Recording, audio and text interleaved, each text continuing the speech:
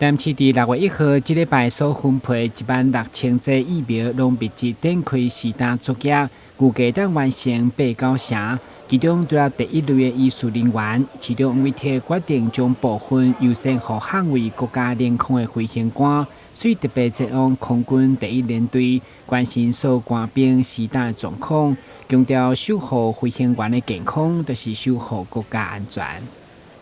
都在戍守國家的空防。那麼我在幾天前有想到說，我們這一波的這個疫苗到了以後，那因為大家都在台南，一方面是我們的市民朋友，也是我們的鄉親，另外一方面也是捍衛國家領空最重要的一部分。所以說，我就想到跟連隊長報告說，可不可以把我們台南市的一些疫苗在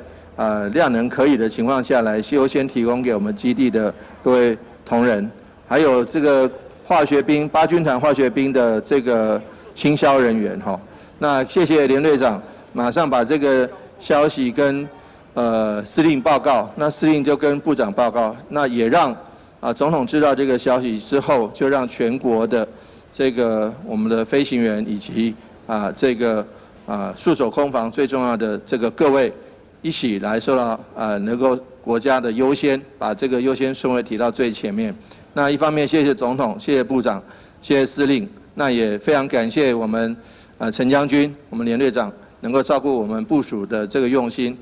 這擺協助淡市衛生局替飛官注疫苗的是公山病院，市長會長再次強調，疫苗分配攏是安排甲社會防疫以及重要社會功能的相關人員優先。除了第一類嘅醫術人員、第一線警消加救護人員以外，包括協助消毒嘅化學兵、長期照護人員以及社工，攏成包括在內。台新聞軍及何超邦採訪報道。